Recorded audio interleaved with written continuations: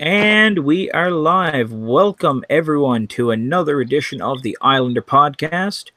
Uh, I am your host today, Ernest Snooks. Lenny has graciously allowed me to borrow the platform so I can interview these two wonderful people, uh, Caleb and how are we going to call you? Because I don't. Can we just D or what do you want? Deborah. Okay, yeah, we'll go with Deborah. Yeah, that's so we've got Caleb and Deborah here, and they are coming to us live from the I hate using this word, the Bolivarian Republic of Venezuela.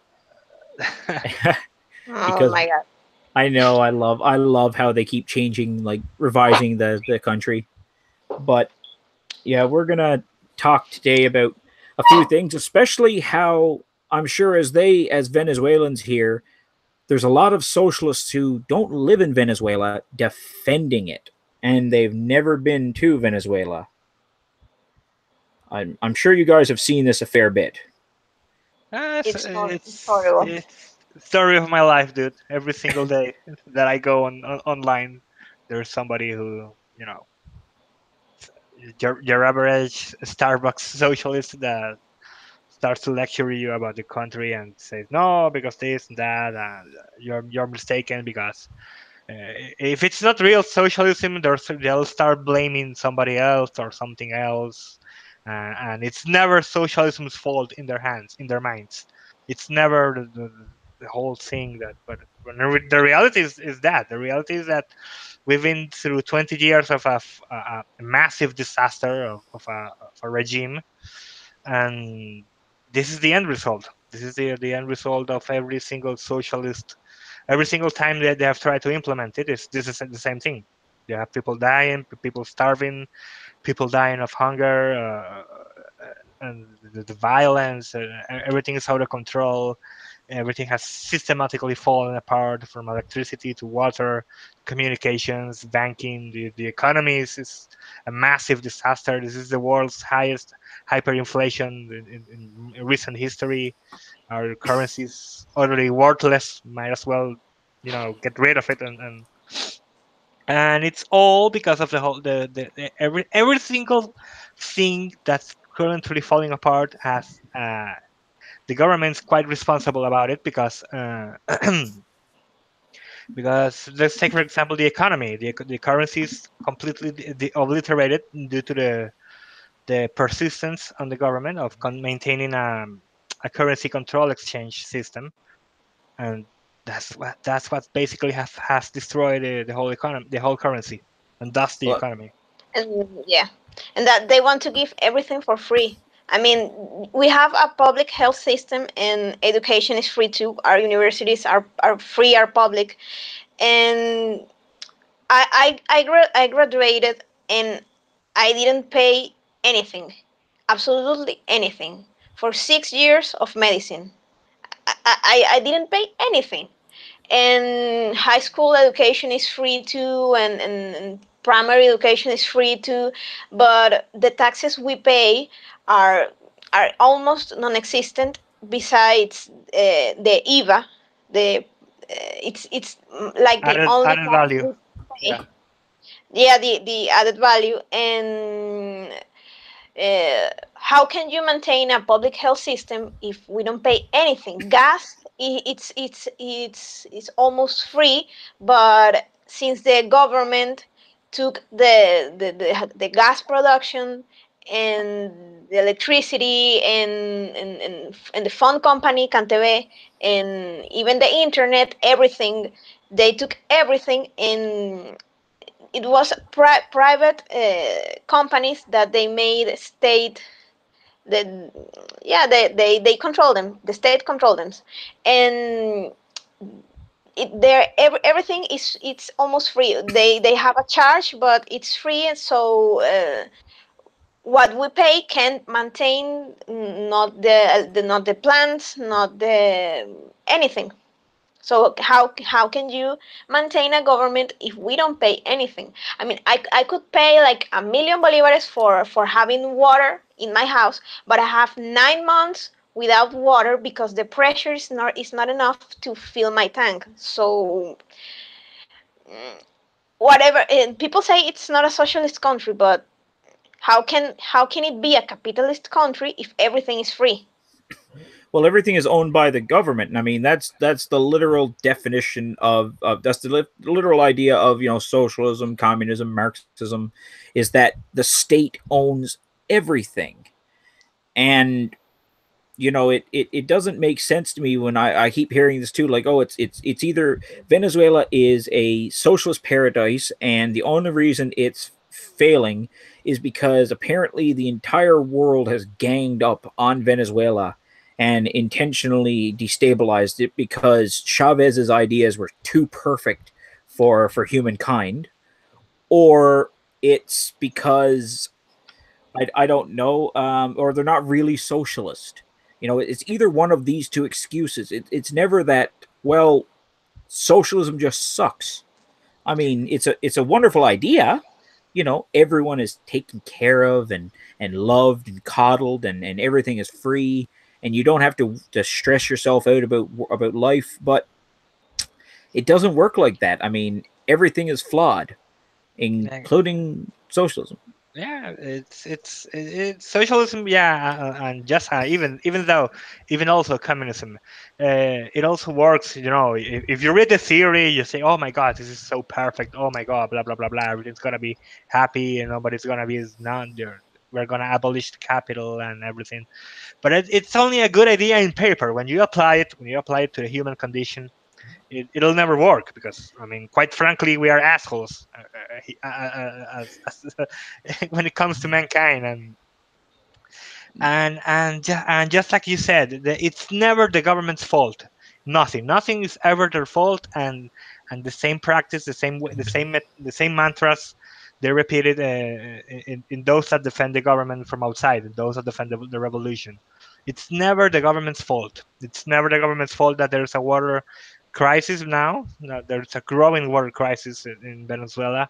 It's not never the government's fault that even though they control all of the power grid in Venezuela, the electric supply is in a dire state. It's just a mess. It's never their fault that even though they control the majority of the food production, there's basically nothing being produced, and it's never their fault that even though they control the currency and all incoming and outgoing foreign trade, it's never their fault that their economy is in shambles. So it's always something else. It's always somebody else. It's either the evil U.S. empire or nature itself or corporation. It's always something else. It's fault. Somebody else, and it's never their Yeah, fault. yeah. When the so-called opposition was like bigger than it is now, because now it's a shadow of its former self. I don't think we have a real opposition right now. The government tended to blame the opposition that they didn't let them work because they say stuff like, well, we don't have production of, I don't know, food, vegetables, whatever, because the evil empire, the opposition, the European Union, the whatever sanctions we have now, and that's bullshit because we have had that sort of problems even before we had the sanctions from the US and Canada and Europe. So that's kind of what's happening. And about the crisis of medical supplies, it's really easy to pinpoint where it actually started because the government seized the production plants and halted the import of medicines because they brought medicines from abroad using uh, dollars, and when the exchange rate became controlled by the government, now pharmaceuticals can bring medicines to Venezuela, and the few that were produced here the few medicines that were produced here, the plants were taken by the government, and they always tell we are going to give them to the workers, like they did with Kellogg's, and I bet one day they will do that with Coca-Cola, and they take the plants and the companies and they supposedly give it to the workers, but they actually give it um, to the pranes, I don't know, to the whatever colectivos, and they do whatever they want with that kind of stuff. Yeah, and it's crazy. That and people, they don't believe that it's so bad here. And you wouldn't believe how many people I've asked, like, have you heard about what happened in Venezuela? And they just go like, what's a Venezuela? Yeah, no, And it I've actually, well, no, that's not exactly true. I've had only one person say that, but I still stared at them wide-eyed and blankly for a minute. But the best part of this is actually I was reading the Washington Post, and because Mike Pence was going around. I don't know if you guys heard about that. Like, Mike Pence went around and tried to get everyone to essentially turn on Maduro, like in South America. He went And to Brazil, I think. yeah, he went everywhere. And the best part of it was that he did his he did like that a speech on TV, and the words he used, I died laughing. And he's like, every time the poisonous viper Mike Pence opened his mouth, I feel stronger. The socialist leader said, "We have defeated you, and we are going to defeat you wherever you are." Oh And yeah, so it reminds me about you guys. I hate to say this. I'm like 29. I'm 28 now, and you guys are a bit younger. Well, no, Caleb is probably no, about my age. I'm 30, dude. I'm the oldest Uh, one. shit. But the bet, like, I don't know if you remember, like, the invasion of Iraq, like, back in the day. Um, Yeah. I remember because I stayed up all day and night and watched that. And I remember when they got into Baghdad, the Minister of Information from Iraq was like, there are no American tanks in Baghdad. There is no American troops anywhere near here. We are winning the war. And 5 minutes later, he got knocked off the air because an American tank rolled up and knocked down the satellite. It's And it's like that.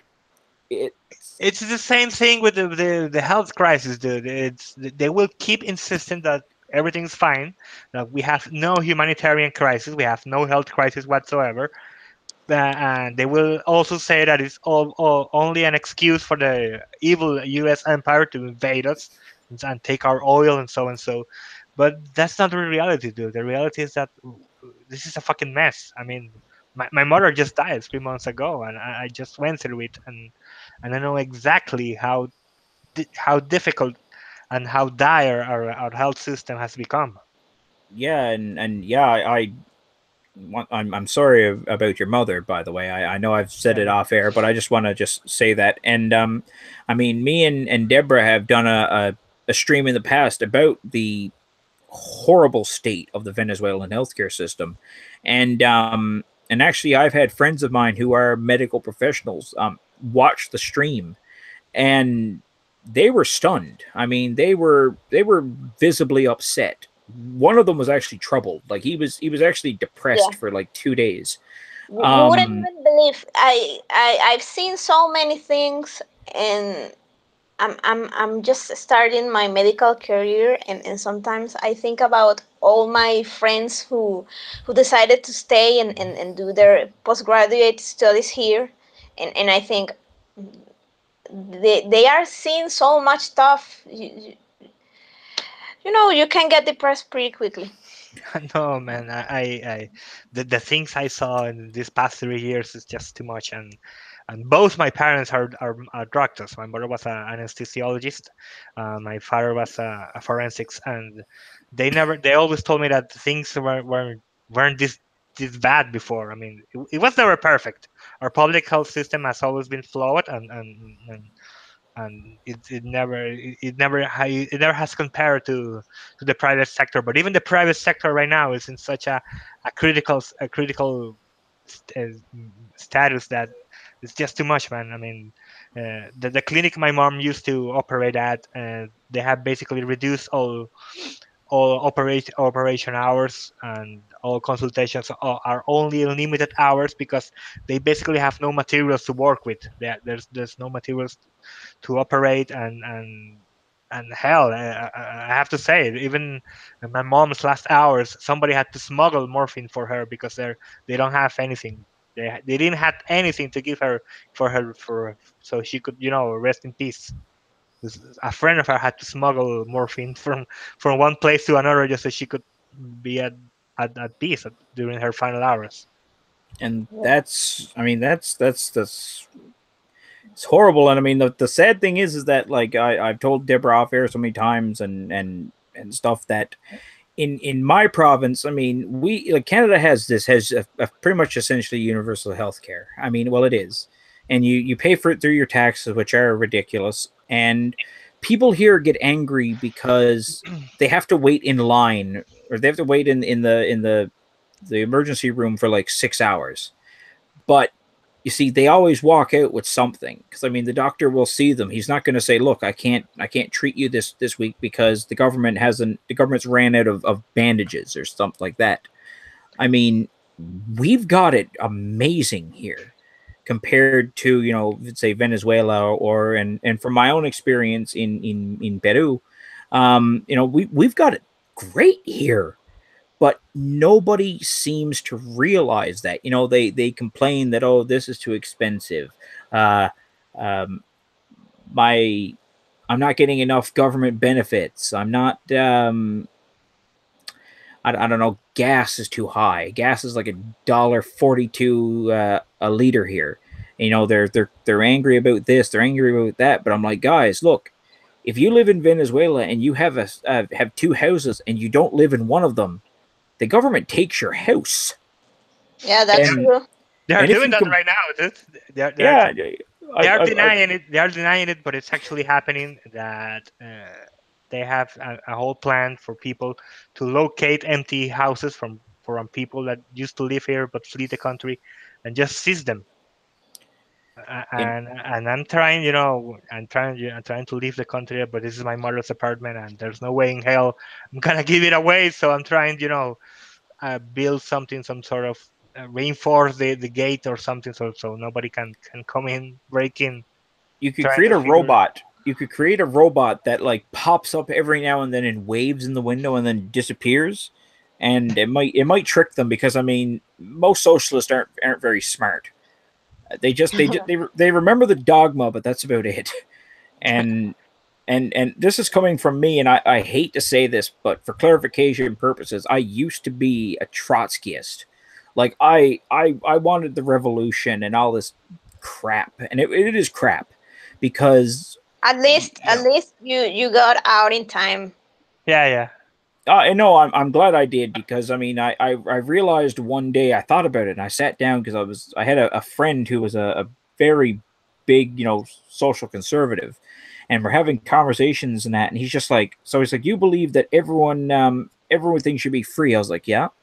But he's like, who's going to pay for that? And I was like, well, the rich are going to pay for it through paying their fair share. But he's like, what happens if they leave?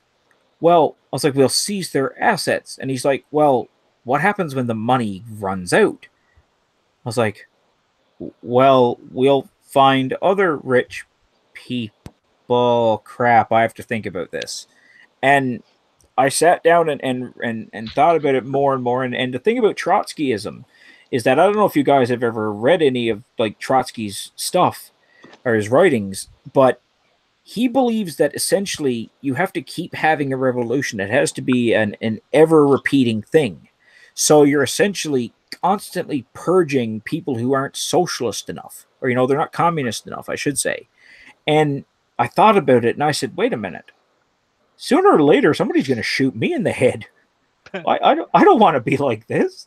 And I discovered the joy, and also, I ended up working full time with at an oil company, which is honestly the best remedy for socialism, is literal Working hard work. working is the only way to get rid of socialism. Yeah. and funny that you mentioned the whole perpetual revolution thing. That's something that they have adapted to their socialist model here. They call it 21st century socialism. Us, I love that. Yeah, That even though we are approaching 2 decades of our revolution, they are still building socialism. So it's gonna be something that it'll never be over. So they have to perpetuate that whole that whole struggle.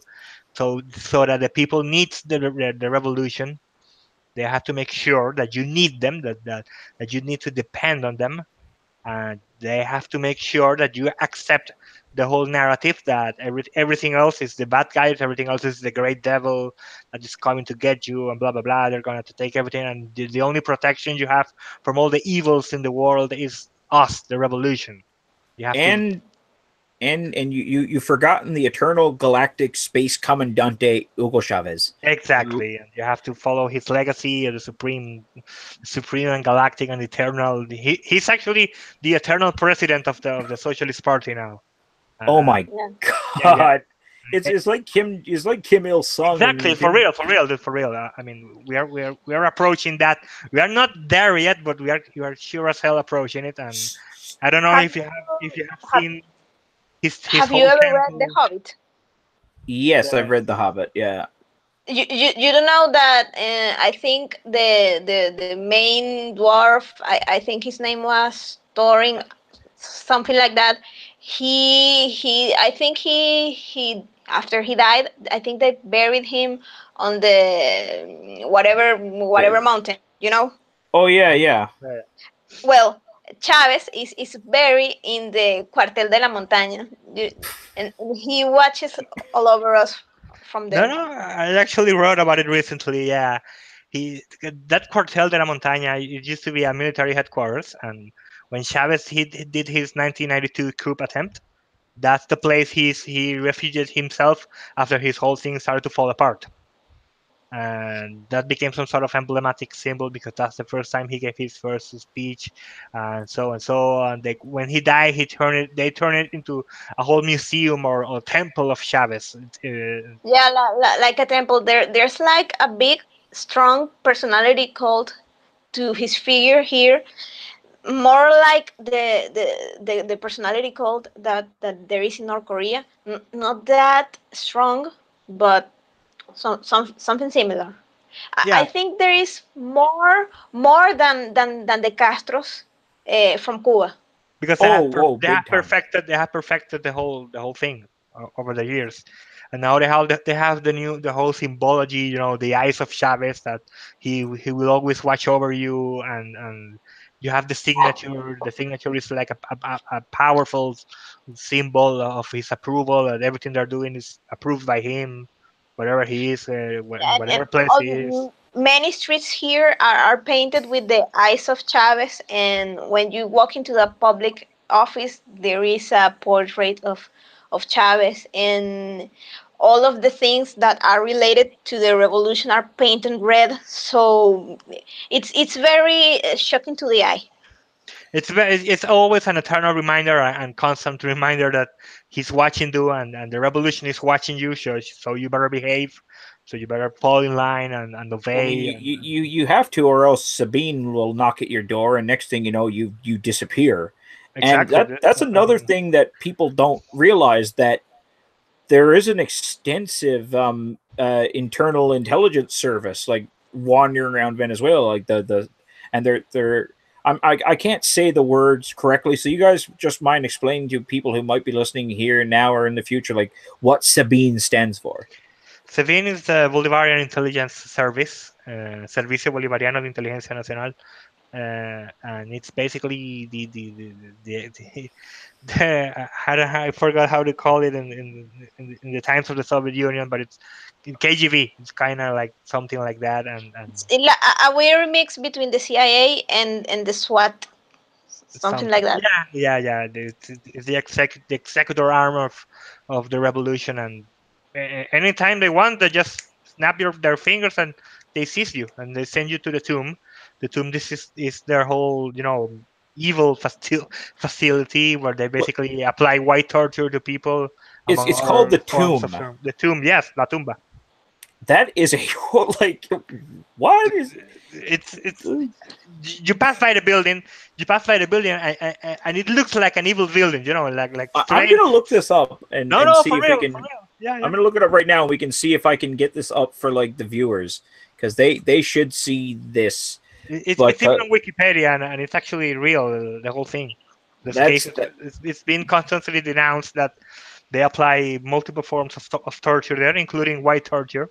And Uh, sexual torture, a lot of sexual tortures to women and to men, and they do it, and they don't care. And people outside of Venezuela, they don't care. You know, those feminist groups that they think that they fight for us women. They don't care that women here are being violated by the government, and they did it on the protest that happened on 2017, was it, or yeah, yeah. 16? I don't 17, remember anymore. 17. oh my That's the thing. god That's the thing. The it ministry actually, the government actually has a ministry for women and gender equality, but they don't give two fucks about it. so it's like a weird version of Trudeau. Let's see if I can screen share this. I think this is right. Is this it? No, that's the helicoid. That was going to be some sort of magnificent drive-by mall, but the whole project fell apart. They seized the facilities and they turned it into a police headquarters / prison. I Okay, think Tumba that was Sibi. Let me that see. the helicoide was where Joshua Holt wasn't it? I think. Exactly. Is this it? Can you guys see this one? Is this Yeah, that's the one. okay? So this is like their fortress of evil. It No, is. Um, I have never seen it.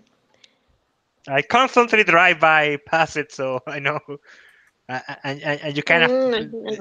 you kind of feel the whole pressure of it laid on top of you because Jesus, you better not make any mistakes while as you drive past by, or else you'll end up there. So yeah, and Yeah, that's Caracas is that, like a ghost city now. yeah, for real.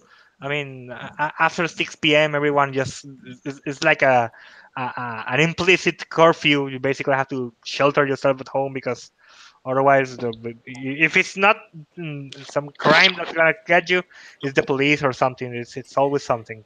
and let's talk about that for a second because I mean I was mentioning this to Caleb off air and to you Deborah about the apparent gangs of roving fascistas or fascists who go around shooting innocent Chavistas who happen to also be Afro Venezuelan. Oh my God. Um, Honestly, I don't really know where did they get that stupid idea from. I don't know. I They just based I, it on the whole. There was an incident, for real. There was an incident about a year ago during the protest where a guy was basically burned alive. He died of burn injuries. Yeah, it was tragic. Shouldn't have happened, but I don't have the exact but circumstances wasn't how he he like died. starting a Molotov bomb and he burned himself? Something like that, yes. And they based the whole narrative that the opposition is a bunch of fascists that hate black people just because of that incident. It was a and tragedy, yes, but that doesn't mean that the opposition goes around shooting black people because they support Chavez. That's not not even remotely accurate. because I've been engaged in this debate, and now they just ignored me because as a white man, I can't speak about any issues involving Afro Latinos, or as they call them, Latinx, Oh my God! which Don't get me started with Latinx. No, it sounds like some kind of like transportation network. it's Like it's like it's like it cannot even be Like pronounced in cyberpunk. Spanish. You cannot even pronounce it. It it's goes like against Latin. It's like the Latin. whole thing. It's like Latan. It's like it's like a weird like feminist X-Men, version of like Latan. X-Men or something. But Let, anyways, yeah, I've had people even from Bolivia telling me that I'm not a real Venezuelan because the only real Venezuelans are the ones that support Chavez and Maduro. The what's going on in Bolivia is kind of weird too. Like, it's not as bad as Venezuela, but there is a weird cult of personality around Evo Morales because he's like, him and Chavez are what we call in Newfoundland butt buddies. Like Yeah, they were the that in love with each other. the thing is that Chavez was smart. Oh, he was a cunning man. I have to admit it. He was particularly cunning, and when he had all that oil bonanza revenue in his hands, when the oil barrel was over $100 per barrel, and he basically bought the entire influence from the region. He set up Bolivia. He set up Nicaragua. We actually paid. Not a lot of Venezuelans know it because this is something that somebody told me confidentially in my old job, that we basically pay for Nicaragua's entire electrical grid. That was a thank you Oh, gift. That was a thank Wow. you gift to the Ortega regime, so Ortega could claim that he did it. So he would gain Didn't we popularity also didn't we also pay for the I don't know, internet connections in Cuba, in something Cuba. like Yeah, that? yeah. We have basically gave some of our bandwidth to Cuba, and now we have one of the worst internet speeds in the country. The whole reason my internet is working is because I have to play like MacGyver and fix the whole thing myself and with a bunch of home materials and basically fix it. it's And like Fallout. It's like Fallout except Venezuela. yeah, and well, ironically, a bottle cap is worth more than a believer now, so we might as well. Yes, exactly. And when it comes to the Caribbean, we basically bought the entire Caribbean with Petrocaribe, giving them free oil, basically oil that they'll have to pay within 40 years. So Except in exchange of in exchange from their undying loyalty and so and so. And when it comes to taking, like we Yeah. are we are in the UN Security Council and Human Rights. I think it's the Human I Rights love or Security you are, yeah, Council. you are in the It's Human Rights Commission. because we basically bought those votes with oil. But I find it hilarious though, and I remember a while back when Chavez was still alive. He tried to like essentially bribe America because he's like, listen, I will send you. He's like, I'm going to send like New Jersey like $30,000 worth of like oil Yeah, through the Citgo, for your through the heating oil. Citgo's programs and shit. Yeah, When there was the last hurricane, big hurricane there in America, I don't remember which one it Katrina, I was. think it Like was Katrina it was, Maria, yeah. I don't or know the or last one. Maria. That was last No, no. year. The chancellor sent like I don't know $1 million to the reconstruction of New Orleans or something like that. It was last year, and I was like, they don't need that money. What are they giving them that money? And then I realized that it was because U.S. Uh, the sanctions that they gave the Venezuelan government, and I think they were trying like to bribe them, but they couldn't achieve anything. It's always a power play when it comes to diplomacy, and I know because I was part of it for 3 years, so it's kind of sickening that the way they do it, but it worked. It worked. That's why many countries, when Lula and then Dilma had the control of Brazil, Brazil was butt buddies with Venezuela. Santos, yeah, yeah, Santos was kind of neutral against with Venezuela. Kirchner, I think Kirchner was kind of in good with Venezuela too. Well, because we bailed Argentina, we basically pay for the debt. We And bailed. who can ever forget Rafael Correa, Yes, but who was like, sorry, he actually is the smarter one, the smartest one in the bunch in the group, because he's Isn't he actually like in Europe an or something like economist, that? and he wasn't dumb enough to get rid of the dollar as a currency in Ecuador. Right now, well, he they're still kind trying of to arrest. screwed up. Yeah, yeah, he screwed up because they're trying to arrest him now, but he's in Belgium. He married a Belgian. He married a Belgian woman, and now he has the Belgian citizenship, and he's living comfortably in Belgium. So they cannot extradite him, but he kind of screwed up in the end. They found a way to fuck him over. So The funnest part is now is that Ecuador is now run by a man named Lenin, and Yeah, I he's know, right? actually He's the he's complete actually opposite. Yeah. He's he's not not that. even that. Yeah, he's not socialist. He's like, I don't like this. He literally wheels out because he's quadriplegic. He's like, I don't like this system. It is bad. That is all. And all you could hear was like him backing up and No, going back in. that But was a trend. That was a trend back in Latin America. When Cuba and the Soviet Union was still strong, to name your sons and daughters after revolutionary figures. I had a few. I've met a few Lenins in when I was studying. I know it's kind of weird. It's the same with Cuba. The Cuba has a lot of Soviet influenced names in their population.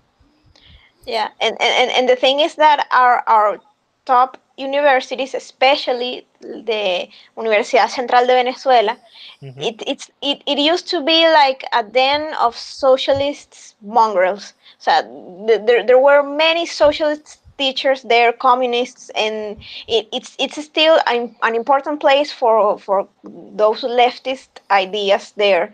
And now that the government uh, places the deans and the heads of the universities by hand, so I think it's more notorious now than it was before. Yeah, that I actually graduated from UCV, so I kind of went through it. But ironically, even though I studied there, I didn't learn much because there was, if you remember the 2007 protests with the RCTV and everything, so that was kind of a dead year for me. Basically, learned nothing from through a whole year of college. Uh, but yeah, well, yeah, it's kind of like that. well, I mean, oh yeah, I can imagine. And I mean, like you still see socialism pretty big in Latin America for some reason. But I mean, the good thing about the only positive thing, in my opinion, to come out of this whole debacle in Venezuela is that it's created essentially generations of Venezuelans who will never vote socialism in again. There's No, Like, absolutely I will never no, waste water in my life ever, never again. there's absolutely no possible way that my children will ever vote socialist or anything remotely. Not after how my brother and I lost our mother, and that's not something I want them to. and I don't I I've been don't want in. anyone Sorry. anybody I don't want anyone else to experience all this tragedy like that. I will do anything in my power just to prevent it because Jesus man, it's just too much. I No, mean, no, I can imagine. it's Um, I've tried to deal with it myself, and like people have criticized me, like when I like for example, and I people are so sick of me for saying it, but I mean I go to Peru a fair bit because I Mhm. just like it because it's essentially for me the political Wild West because you still got here in Canada you've got socialists, but they're the Starbucks drinking Yeah, yeah, yeah. um MacBook bourgeoisie Pro, MacBook socialists. Pro wielding, so it's Oh, kind of they're all socialist. rich, and I mean, like they love socialism, and they want to help the refugees and things like that. But by God, if you ever bring one of them near your house, near their house, they're calling the police immediately and locking the door because they don't want this diversity. They only want it like they want like as somebody once said. There's a U.S. radio host called Andrew Wilkow, and he said socialism is for the people, not the socialist. And I mean, it's the truest words there is. I mean, socialists, like I mean, people in the PSUV, they don't live like the regular Venezuelans do. No, They no, dude, no. Maduro gets her repas. I'm pretty sure neither of them have ever had a medicine shortage in their houses or a family member with cancer without chemo like I did. And No, yeah, and I know, and like I've been in I like when I went to Lima, like each time I've spoken to like so many Venezuelans, and um, you know, it's crazy what these people have had to do to escape. And I mean, like I knew one guy who um he had to go work in Colombia for so long before he could get the money to save up to go to Ecuador, and then he had to work his butt off in Ecuador before he could finally get to Peru. And but last time I spoke to him, he was still saving up because he's going to Chile, and because he's just like he's like I want to get as far away from Venezuela as I can, because no matter what, there's still people from Venezuela, like from the Venezuelan government, in like a lot of these South American countries. Um, I know for a fact that in Lima, there's a lot of like undercover members of Sabine in and around Lima. Yeah, Um, and they because organize the protesters. yes, because Peru back in the day, a few years ago, it used to it granted asylum to many key figures of the opposition back then, and part of their embassy's job, our Venezuelan embassy's job in Peru, is to keep an eye on those political dissidents, just to make sure Ye- to make sure what they're up to in recent days and such. And here's a fun and sad fact, and I feel bad for this because I mean Peru is kind of like Peru is my adopted like secondary homeland. I just love the place. I love it. If you ever get a chance to go, it is actually a nice.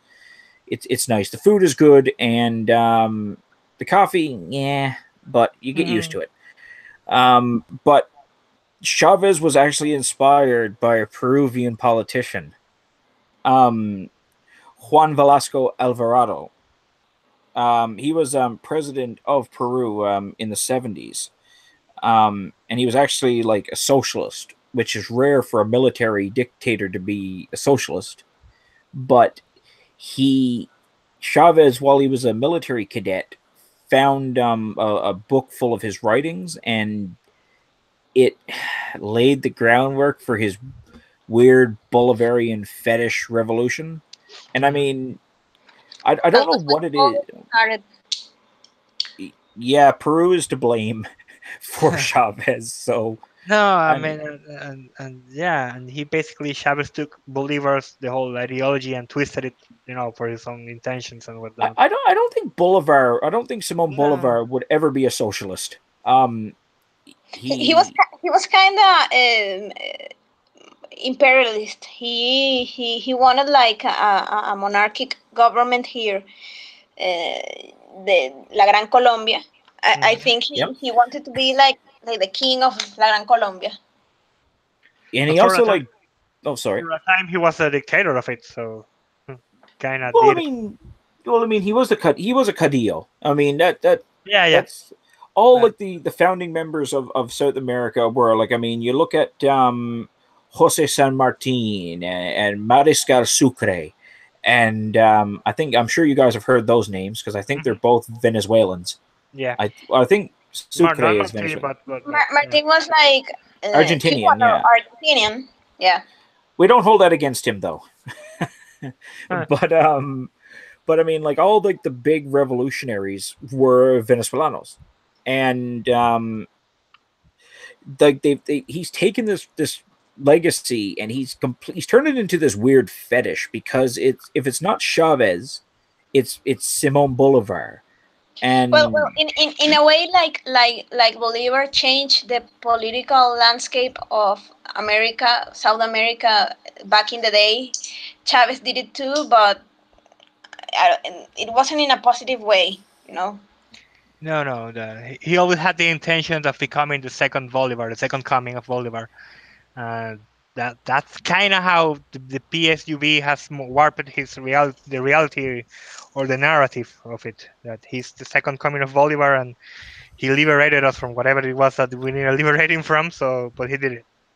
now that means like what does that make Nicolas Maduro? He is he like the is he like the Tanto to the lone to Chavez's Lone Ranger or He is the I Like mean, his successor, like his child, he's some the weird son of stuff like that. Chavez, who was Bolivar's lover, the woman who pretty Manuela much. Sáenz. Yeah, that's Maduro. No, no, no. They basically built this whole trinity of, Bolivar being the almighty father, the old father of it all, of the revolution of freedom, and Chavez being the second coming, the father of the modern revolution. And Maduro is essentially the son of the revolution, the son of Chavez, the Yeah, yeah, chosen one, the chosen one that he appointed that night in December 2012 to continue his legacy and continue handling the reins of the revolution, and blah blah blah blah, and so and so. And There's a weird theory about Maduro actually that he's actually a Colombian. Well, everybody here believes that, but I don't think that that's actually relevant. You know that the law states that you can be a president if you're a foreigner, but you know whatever his partida de nacimiento. I don't know the word in English. His birth certificate. Yeah, yeah, Yeah, the yeah. birth Hmm. certificate. You can actually check it, and so we will never know if he's Yeah, it's, Venezuelan it's or not. it's something like, it's kind of a all but confirmed robot that you cannot really confirm. At now, it doesn't really matter because it's too late Ye- now. And that's funny because I mean, like, that's one thing, and slightly off Venezuela for a second. That's no, one no, thing wait. oh, Now that I remember it, the Supreme Court actually changed something. They issued a new ruling, like, just in case it turns out he's Colombian, they made a ruling that he can actually still be president because he. Yes, they changed something dumb in our rules, and they found they had to look out a specific case that they had frozen for years, and a specific court case about a child's identity, and they based that and they set up a precedent so that works for Maduro in case that we eventually find out that he's actually was born in Colombia. So they basically have all their bases covered just in case. and it. Oh, sorry, Yeah. you were gonna say something, Deborah? No, no, I'm saying that yes, I heard about that, and you know that they are kind of like low key hating on Colombia. There's like a subtext of love hate between the Venezuelan government and Colombia, and you know that Maduro one time he said like he was going to expel all Colombians from Venezuela, and there's a big chunk of the population here that are from Colombian descent, and well, including him, and and you know that it's ironic. It is, and I find it funny, and there's one side note there, like as Deborah knows, but a lot of people don't. I actually have investigated like how to become a Peruvian citizen because I like the place that much that I've actually considered like obtaining my citizenship there as well, and it's actually the most unbeneficial thing ever to become a citizen of most Latin American countries because if you're a foreigner, you're forever a second class citizen. You have no privileges whatsoever, even though you're supposed to be an equal citizen. Um, you can't run for Congress. You can never be president. That one I'm actually okay with because it kind of makes sense. Um, but you can't join the police, you can't join the military, you can't do anything. You're just allowed to live, work there, and pay taxes. And in Peru's case, you have to vote or you get a fine. Well, that depends because you, as a Canadian, don't think that it's actually necessary. But when you're Venezuelan and you have the opportunity to take on another South American citizenship, that means that you can actually get rid of your stupid Venezuelan passport that limits you to like every goddamn country of the world. I think we need like a visa to go to Guatemala. O sea, why would we What? need a visa to enter Guatemala? Why would we need a visa to enter Panama? I mean, why? Well, I know why, but I wouldn't want one because I'm not going to Panama. But I don't know. Let's say that you take on the Argentinian citizenship, that it isn't very hard to get. You have a second passport and you can forget all your life about the Venezuelan passport. And you know, it's not only the restrictions of the passport per se, but it's very difficult to get an or renew a Venezuelan passport because there's a lack of material and to produce them, and a lot of corruption that goes with it, and you know that can take even years. You know, I have a cousin who's abroad, and she's been waiting for her passport renewal for like 1 year now, and when she went to the Venezuelan embassy, they told her that it wasn't their thing. That she needed to resolve that here in Venezuela, but she can leave the country where she is because she doesn't have a passport. Then she went with her passport to that country, but she can leave because it's expired now, and that's that's why many of us want a second citizenship. And I think that is a very important thing to consider if you want to migrate, and if you have a second citizenship like Spanish or Italian or whatever, then what the hell are you here? Like yeah, like a Canadian passport is like the magical ticket, because I can like get on a plane and essentially go anywhere except like 5 countries. Well, a little more than that, but anyway, I can essentially go anywhere and just be like, "Hi, my passport has a maple leaf on it, and our prime minister is handsome. Let me in," and they just let you in, and um, I Yeah, actually and have a you know that when your passport expires, you will get another one. Yeah, You yeah, that's the yeah, thing. I get one Uh, in like 2 months. I mean, the only way you can get a renewal right now is if you bribe somebody, and kind of in a situation because my passport is about to expire, and Oh trying dear. to yeah, and trying to figure out a way to.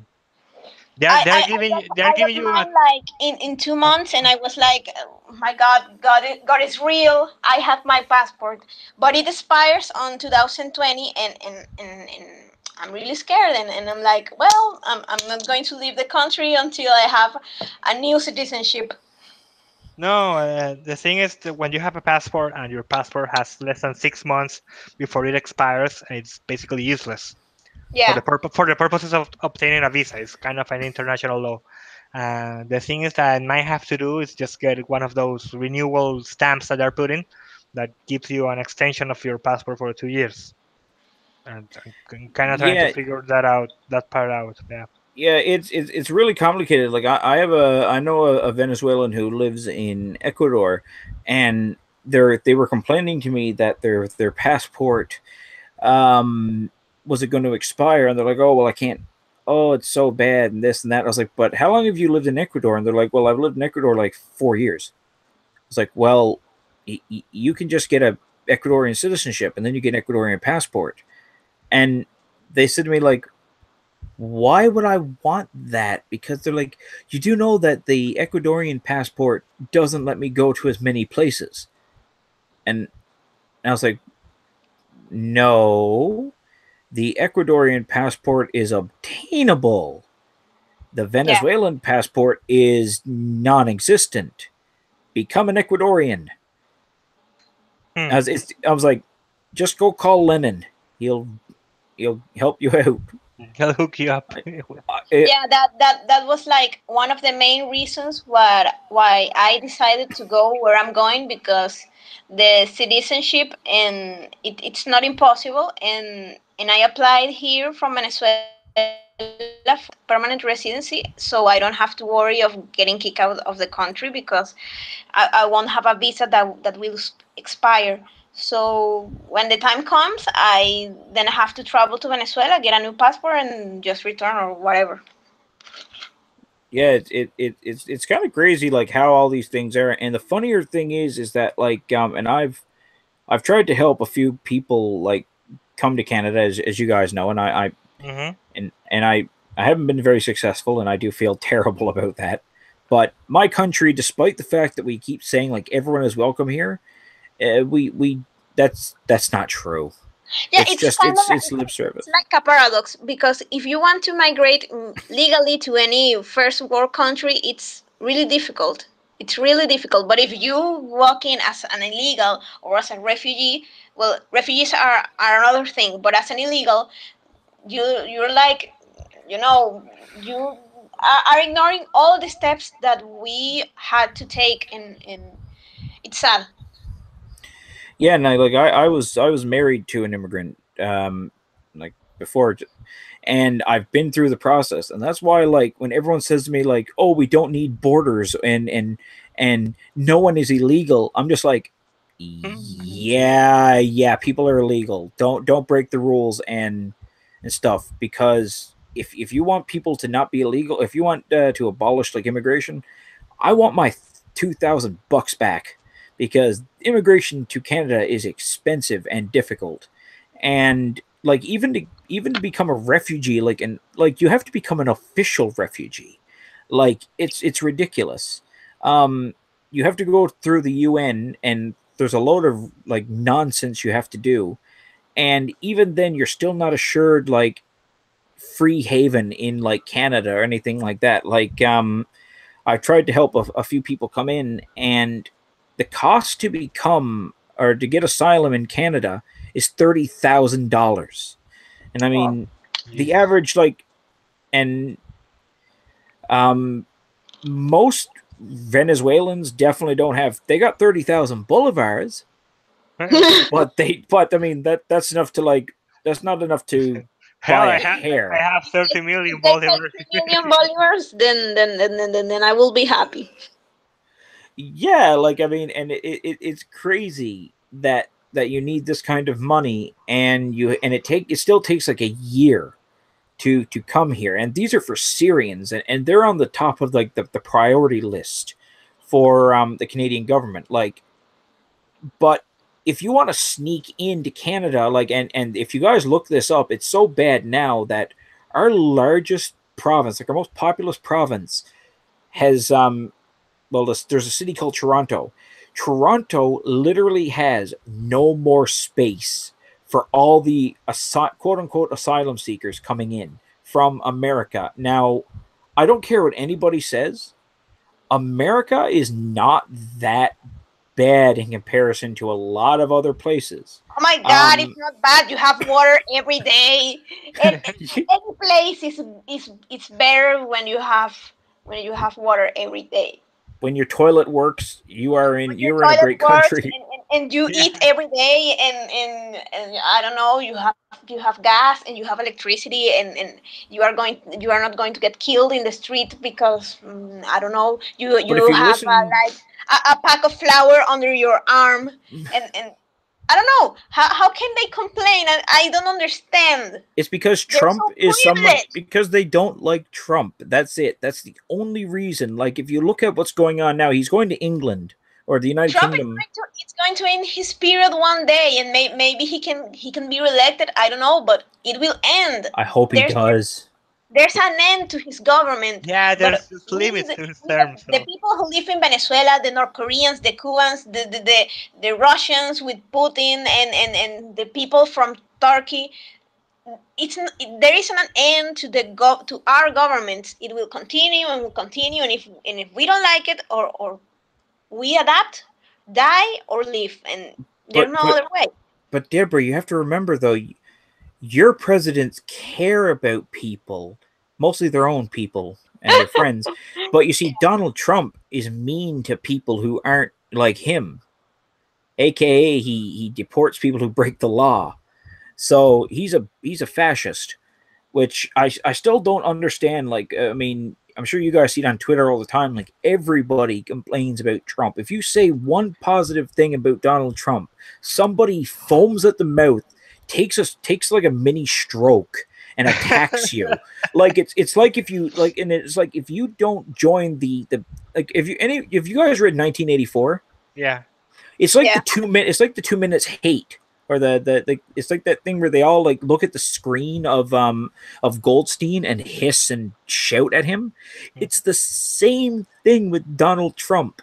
It's if I put a picture of him up in my town, there would probably be like a group of people in skinny jeans like hissing and spitting at it.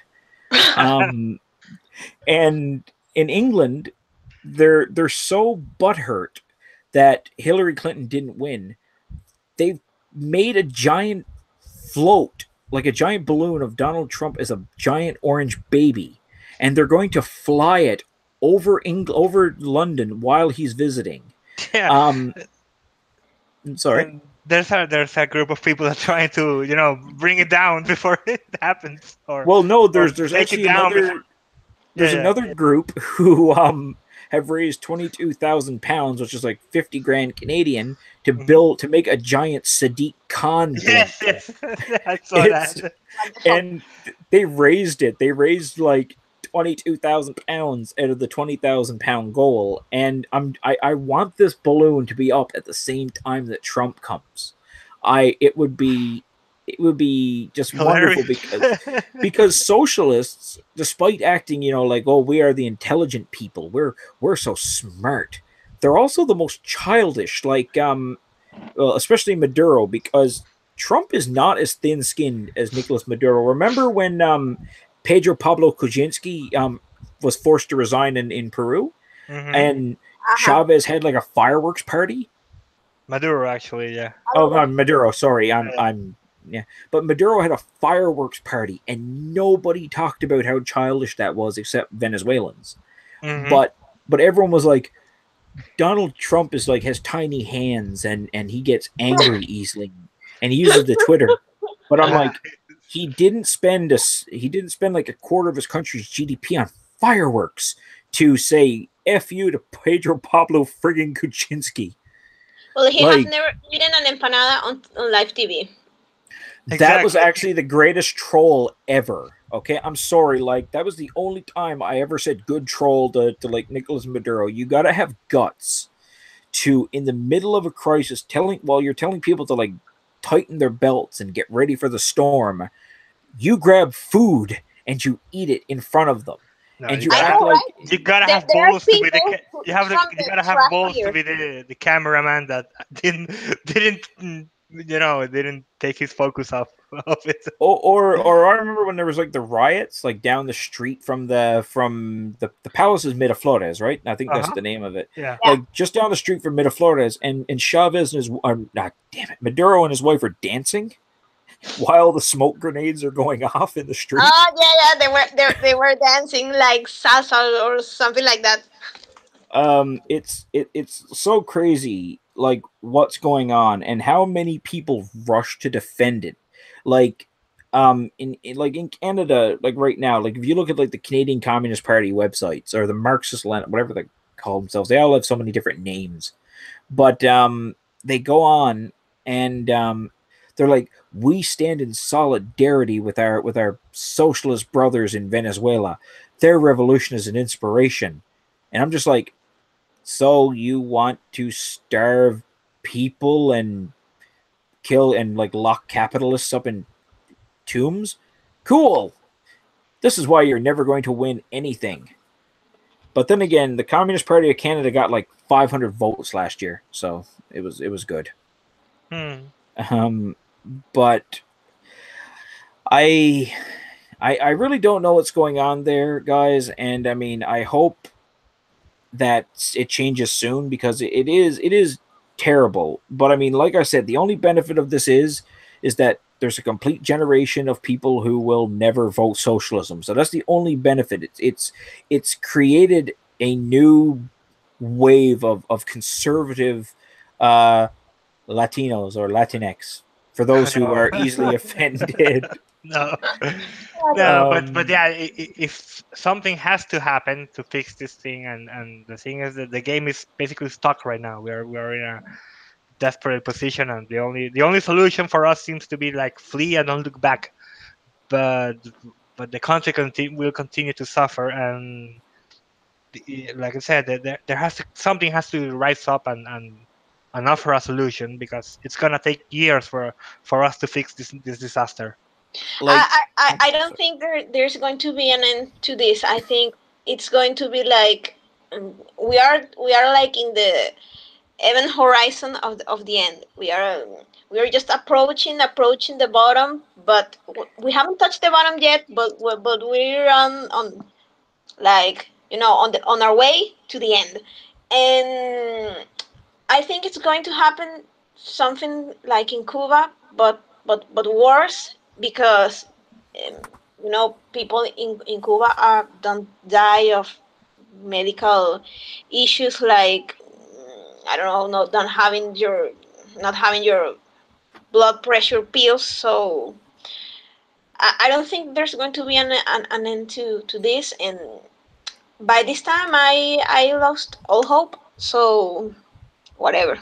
Yeah, I I mean, I have to plan the future for my brother, and that's the only thing in my mind right now. And as for the country, well, whatever, it's over. I mean, the country is basically over. That they won, and yeah, the only viable short term, mm, a scenario that could happen, possibly, but it's very low chance to happen, is that they themselves splinter up. Something happens, and they end up pissing off the military. And as long as they keep the military happy, they will keep themselves in power. But It's how Yeah, it isn't that's the goes. true. military also slightly starving though? Like I've heard like soldiers sneaking into Yeah, but Guyana. not The the elite, lower not ranks. the low ranks. Yeah, not the generals and the commanders, and they're the ones making the big bang here, the big bucks. If you're a captain or above, and you are going to make like 70 dollars a month, when we all make like $1 or $2 a month, and so Yeah, they're that's the pretty huge happy. discrepancy and they have basically become some sort of high caste of privileged citizens when they should be at the service of the citizens instead. Well, I mean, they're supposed to be defenders of, the Constitution, being the military. They're supposed to protect Venezuela from threats inside and out, and No, but they've essentially betrayed that. I mean, they've betrayed, like, the army has betrayed the nation. exactly. Um, and I remember, like, the only other time this has happened is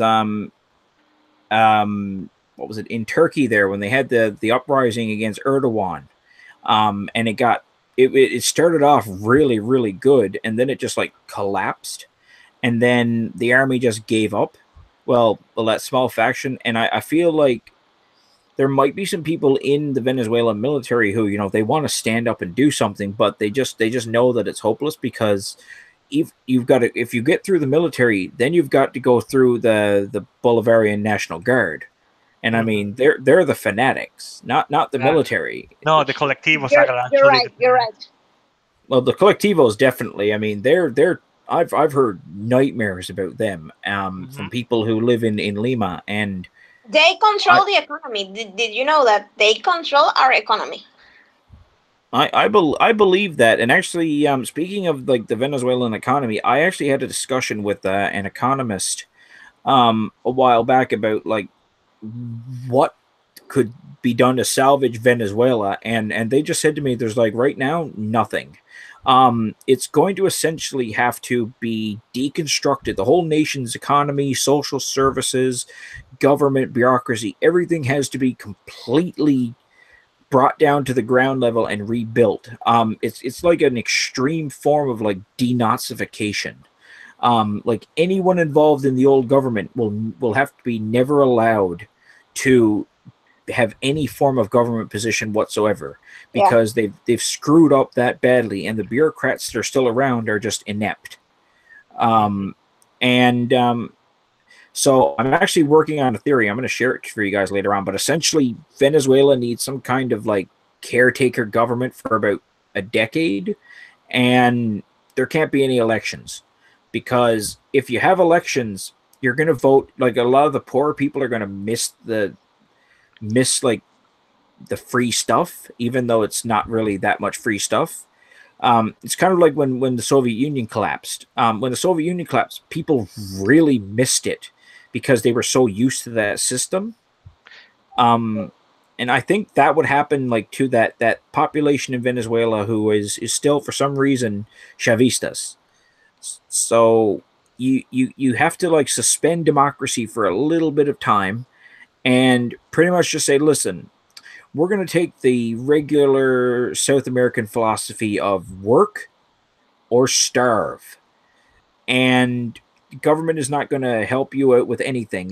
We're just focusing on maintaining the roads and making sure, I don't know, Guyana doesn't invade Venezuela and conquer it, which is not never going to happen. But I'm Ah, just, but you know what I mean. yeah, yeah, yeah. And I think that like, and I ran it through my economist friend who said that would work if it was really tightly controlled because it's right now Venezuela is destroyed. They're your economy doesn't exist. It's like a No, myth. it's over, dude. It's over. But I think now we've been doing this for about an hour, so I think I'll wrap it up. And guys, we'll have to do it again sometime soon because this was interesting. Yeah, man. Absolutely. Oh, you can always And handle me.